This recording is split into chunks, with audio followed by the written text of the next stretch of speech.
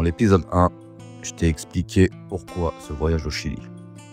Je t'ai expliqué pourquoi c'était un rêve et une promesse de longue date, et je t'ai raconté notre parcours entre Santiago et La Serena. Maintenant, c'est le moment de parler de l'endroit le plus fou que j'ai eu la chance de voir sur notre planète, le désert d'Atacama.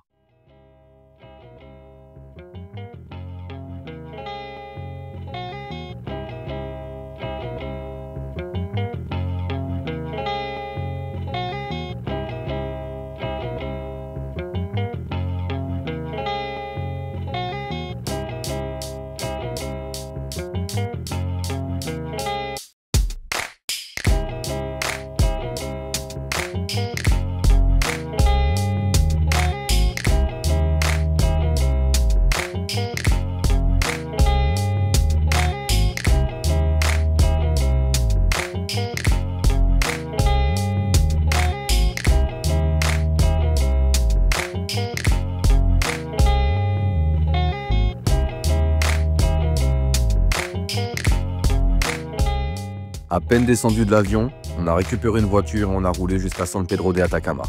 Et juste sur ce trajet de 100 km, on en a déjà pris plein les yeux. Le désert d'Atacama se situe à peu près entre 2200 et 7000 mètres d'altitude, et le point le plus haut qu'on a prévu d'atteindre pendant cette semaine est aux alentours des 4400 mètres. Le mal des montagnes, c'est pas quelque chose à prendre à la légère. Alors on a établi un programme qui nous fera monter chaque jour un peu plus, palier par palier, histoire de s'acclimater correctement et d'arriver à l'objectif sans souffrir. Pour le premier soir, on reste à 2500 mètres et on observe le coucher de soleil sur la vallée de la Lune.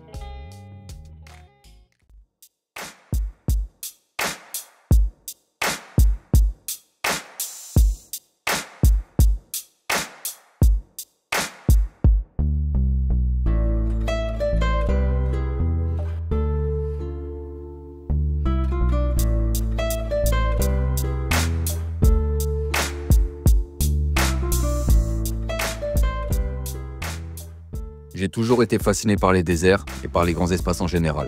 Je trouve que ces endroits nous ramènent à une certaine humilité. Quand on ressent l'immensité de la nature qui nous entoure et qu'elle nous rappelle que nous ne sommes rien à l'échelle du monde. C'est cette sensation qui me pousse le plus dans ma créativité. Sur les 30 pellicules que j'ai faites pendant ce voyage, 18 ont été shootées dans le désert. Pour ce premier jour, on va pas prendre d'altitude. On reste sur le plateau et on commence par aller voir le salar d'Atacama. On va pas rentrer dans des longues explications géologiques, même si c'est passionnant, on va juste te dire que c'est une gigantesque étendue de sel au milieu du désert qui comporte des lacs. Et là où il y a de l'eau, il y a des animaux.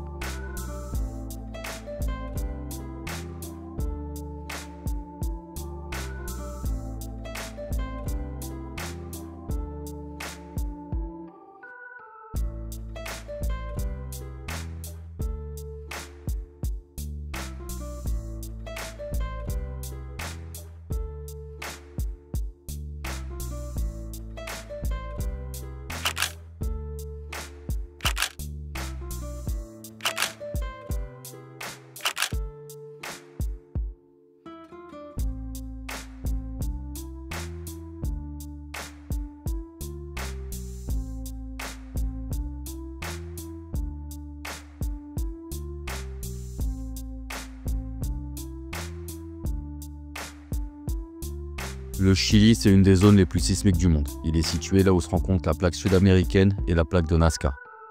On compte pas loin de 500 volcans considérés comme actifs sur le territoire et l'Atacama n'y échappe pas. Le volcan le plus emblématique de ce voyage, c'est lui, le Licancabur, 5920 mètres d'altitude. C'est pas le plus haut, mais c'est autour de lui qu'on va graviter toute la semaine. On le verra de quasiment partout où nous irons.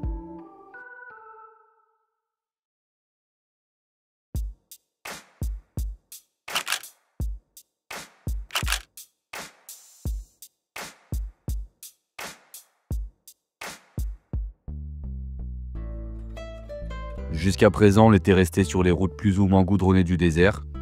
Et maintenant, on va aller découvrir les pistes pour aller admirer un coucher de soleil dans la cordillère de sel.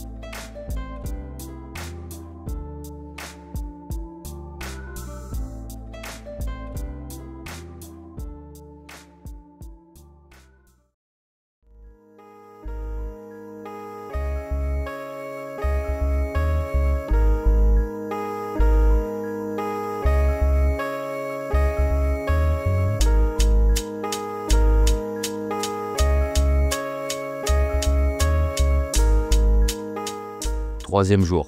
Comme tous les matins, on commence la journée en regardant les paysages défiler. C'est sur cette route qu'on a croisé nos premiers guanacos du voyage.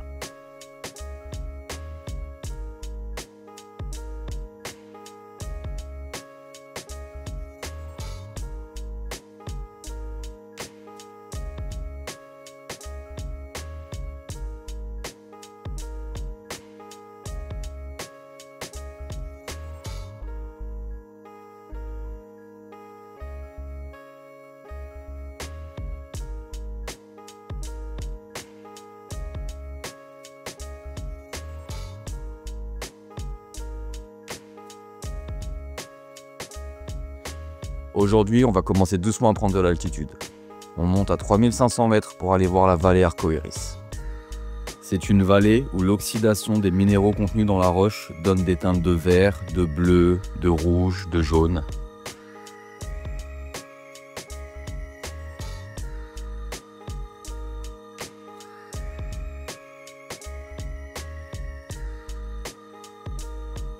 Et c'est également un passage qui est régulièrement emprunté par un troupeau de lamas.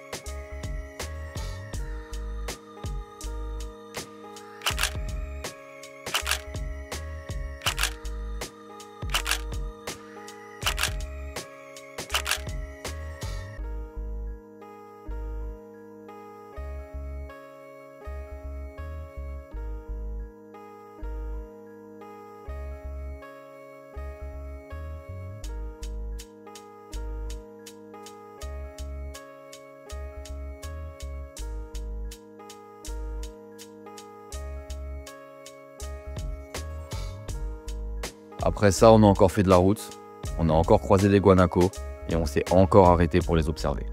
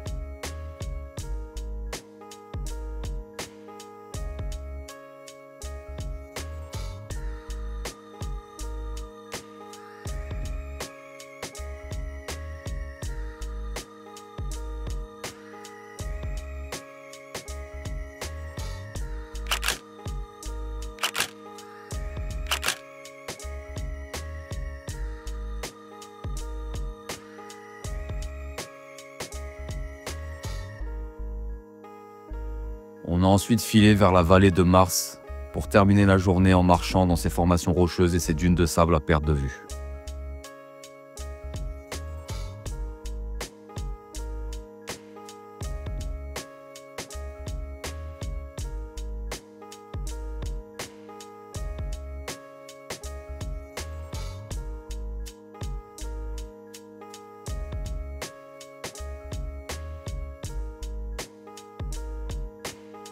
Encore un nouveau type de panorama, encore une nouvelle claque. Et on n'est vraiment pas au bout des surprises que nous réserve ce désert.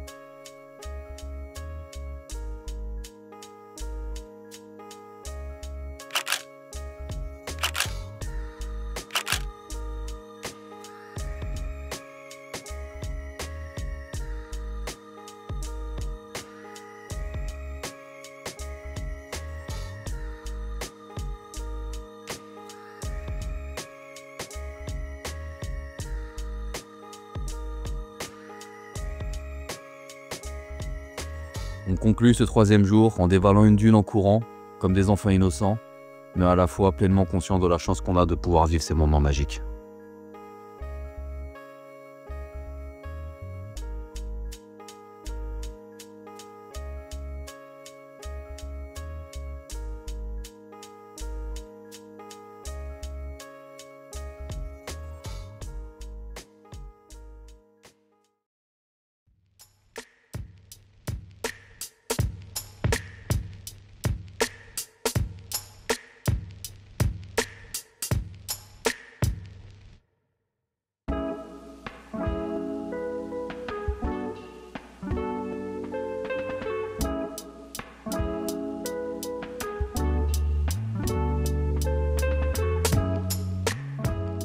Pour ce 4e jour, on remonte à 3500 mètres, mais cette fois-ci pour faire un effort physique plus important. On va randonner dans la vallée des cactus. Comme son nom l'indique, c'est un canyon dans lequel coulent les rivières Puritama et Purifica. Et l'eau a permis que beaucoup de cactus poussent et se développent à cet endroit. Beaucoup d'entre eux sont centenaires et mesurent pas loin de 10 mètres de haut.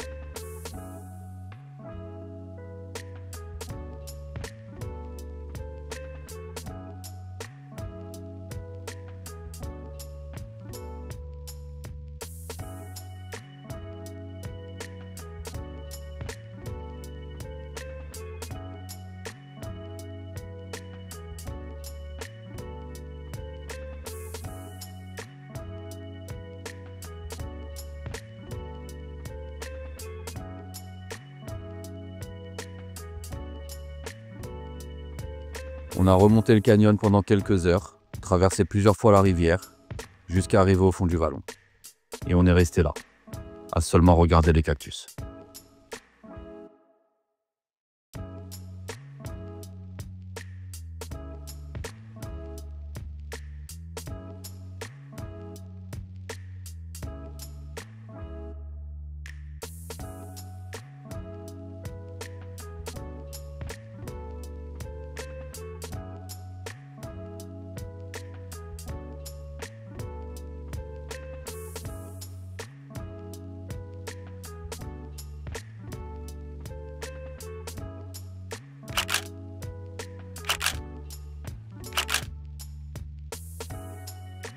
Après l'effort, on est monté encore un peu pour aller détendre nos muscles dans les thermes de Puritama. À cet endroit, il y a une suite de 7 bassins naturels et la rivière est chauffée entre 25 et 30 degrés par le sous-sol volcanique. Il y a juste à se laisser aller.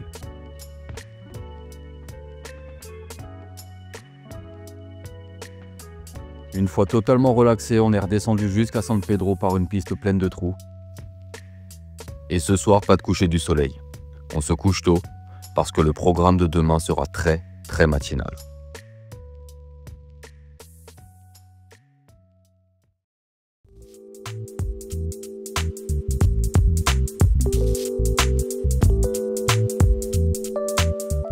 Ce matin, on se réveille à 4 heures. On a pas mal de routes à faire et de la piste bien pourrie pour monter au geyser del Tatio, entre 4200 et 4400 mètres d'altitude. Il faut arriver très tôt le matin. 6 heures, c'est parfait car c'est le moment de la journée où la différence de température entre les sous-sols et l'extérieur est la plus importante. C'est donc à ce moment-là que les geysers sont le plus impressionnants.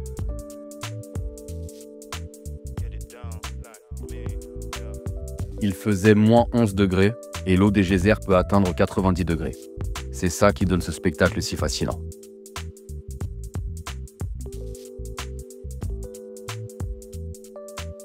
Le Tatio est un des volcans emblématiques de la région. En Atacameño, son nom signifie « le grand-père qui pleure ». Et il porte bien son nom, car il possède pas loin de 80 geysers, soit environ 8% des geysers de la planète. C'est le champ géothermique le plus haut du monde, mais aussi l'un des plus vastes.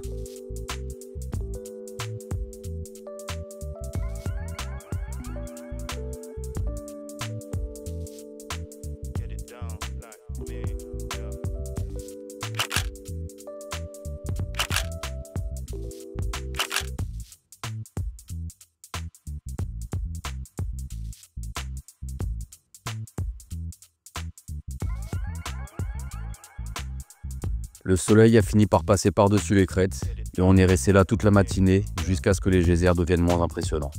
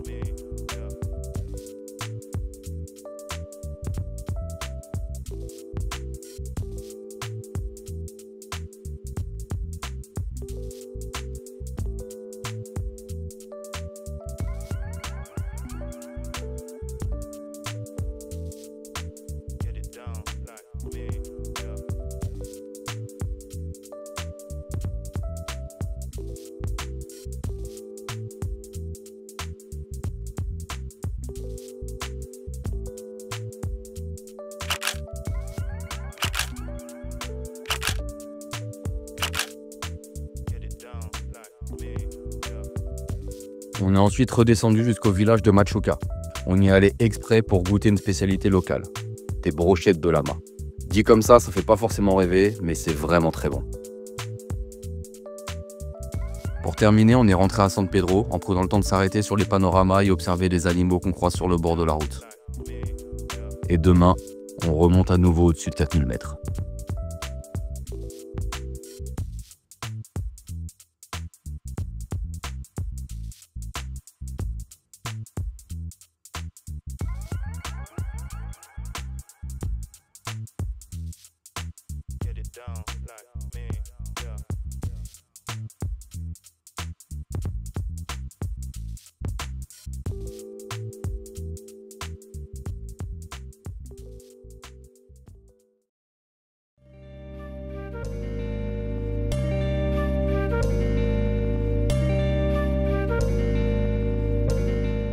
Encore une fois, on commence la journée sur la route.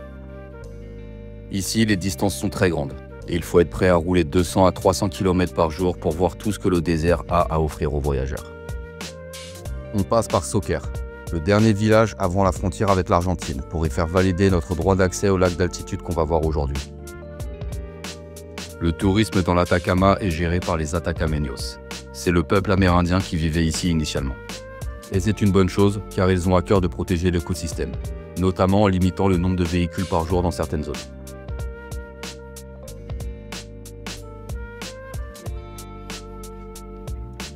On commence par se rendre à Piedras Rojas, un lac bleu ciel, entièrement gelé, logé à 3950 mètres, et entouré de pierres rouges, comme son nom l'indique. Encore un endroit complètement fou, où on se sent minuscule face à l'immensité de la nature.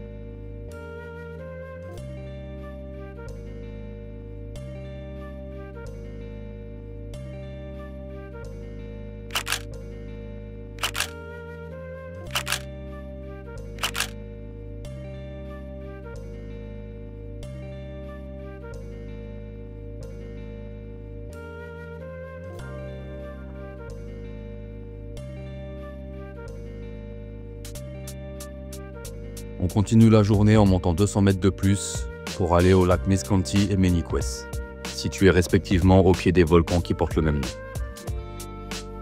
2 lacs d'altitude, calmes, dans un cadre reposant, avec des troupeaux de vigognes au bord.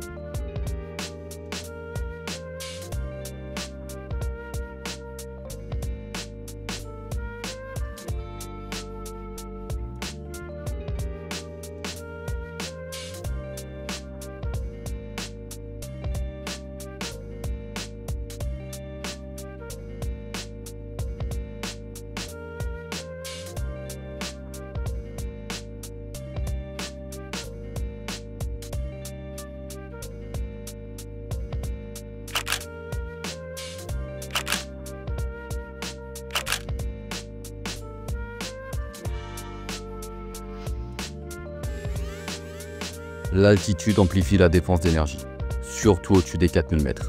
Et aujourd'hui, la fatigue s'est bien faite ressentir. Alors on est rentré tôt pour se reposer et pouvoir profiter pleinement du lendemain qui sera déjà notre dernier jour dans le désert.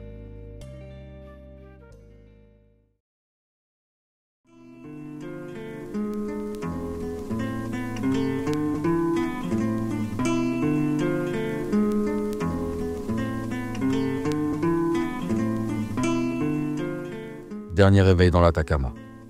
On a chargé toutes les affaires dans la voiture et on est parti faire notre dernier tour dans le désert.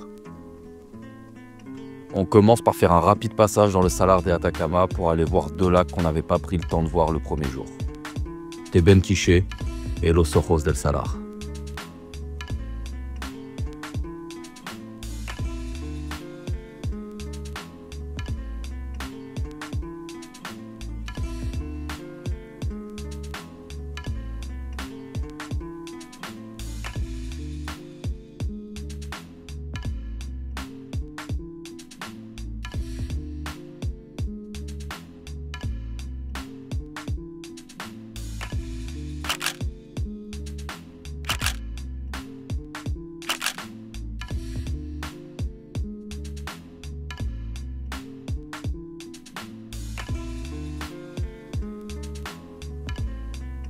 Le jour de notre arrivée, on avait commencé par aller voir la vallée de la Lune depuis un point de vue extérieur.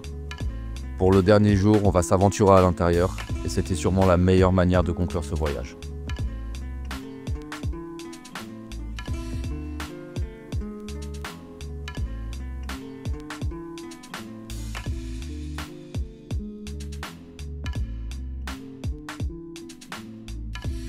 La vallée de la Lune est une ancienne mine d'extraction de sel et autres minéraux. Il en reste quelques vestiges par endroits, comme un puits, des baraquements et même une vieille machine. On a marché pendant pas loin de 3 heures dans ce décor, en écoutant le sel craquer sous nos pas et en admirant les dunes de sable qui rencontrent des parois rocheuses.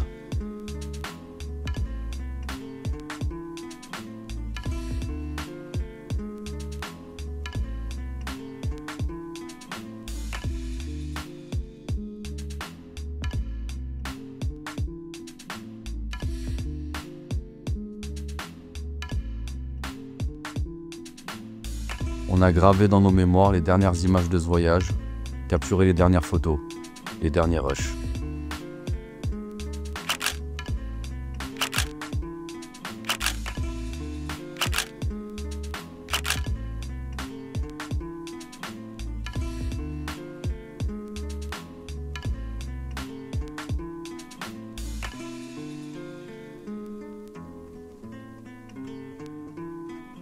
Ça y est. On l'a fait. Enfin, cette promesse a été tenue. Ce rêve a été réalisé. Il ne restait plus qu'à parcourir les 100 km jusqu'à Calama, prendre notre vol pour Santiago, puis 2 jours plus tard, prendre l'avion qui nous ramènera en France. Ces semaines resteront gravées parmi les voyages les plus extraordinaires que j'ai eu la chance de faire. Et peut-être qu'un jour on reviendra. Mais cette fois-ci, pour visiter le sud du pays.